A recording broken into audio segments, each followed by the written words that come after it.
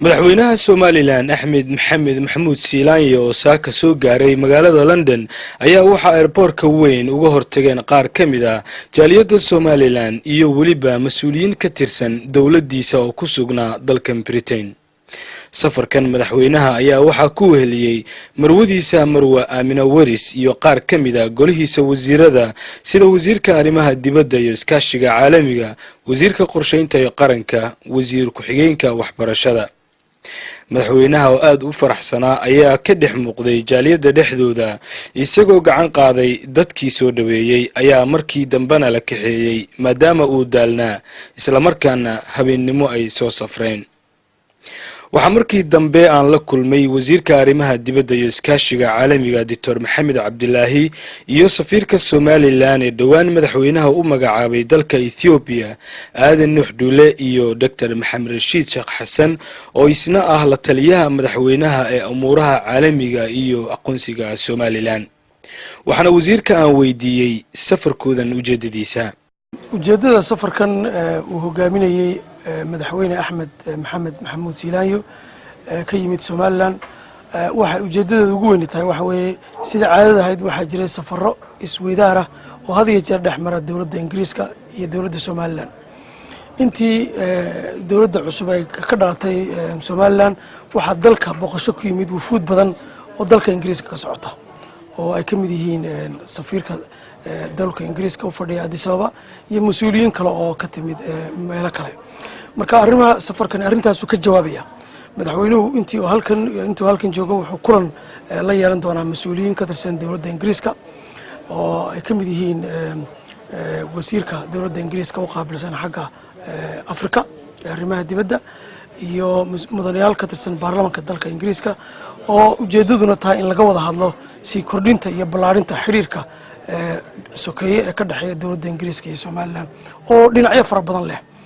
sida laga wada qabo dawladda Ingiriisku waxay qayb weyn ka qaadatay barnaamijka dimuqraadiyeynta ee Somaliland, waxay kaalin weyn ka qaadataa horumarka xagga waxbarashada iyo caafimaadka iyo biyaha ee Somaliland ka socda. waxa kale oo dawladda Ingiriisku ay gacan weyn ka geysatay had iyo jeer barnaamijka tababarada iyo kordhinta xagga nabadgelyada iyo ciidamada nabadgelyada dalka Somaliland. maadaama dalkan Britain ay aad ugu badan yihiin jaaliyada Somaliland, madaxweynaha qorshihiisu ma ku jirtaa inuu la kulmo. dabcan maradii madaxweynihii Somaliland uu halka yimid sida caadada tahay waxa uu kulamo la yeelan doonaa saaxiibada ay Somaliland ku leedahay dalkan Ingiriiska iyo jaaliyada reer Somaliland halka joogtaba oo ujeedadu tahay in laga wada tashado sidii fikir iyo afkaar la isku weydaarsan lahaa ku salaysan horumarinta dalka, arrimaha dalka socda, haday tahay dhaqaale, haday tahay siyaasad iyo haday tahay xagga nabadgelyada intaba.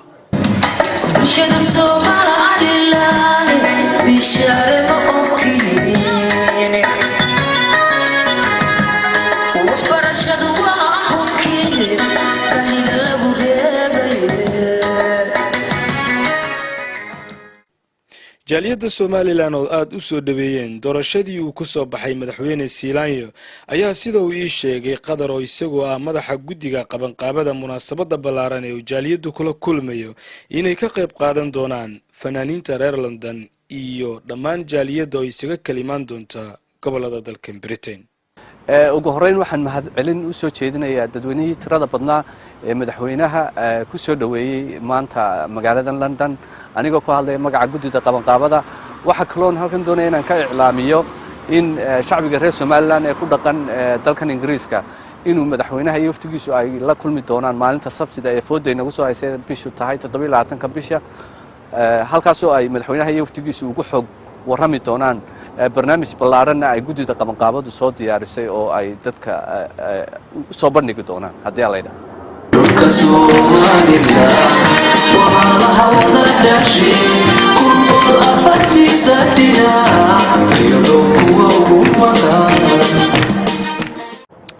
waa markii ugu horeysay oo safar uu ku yimaado dalkan Britain isagoo madaxweyne Axmed Maxamed Maxamuud Siilaanyo isla markaana uu hogaaminayay wafdi ballaaran oo kala soo kictimay magaalada Hargeysa iyagoo ku soo hakaday magaalada Addis Ababa xarunta dalka Ethiopia.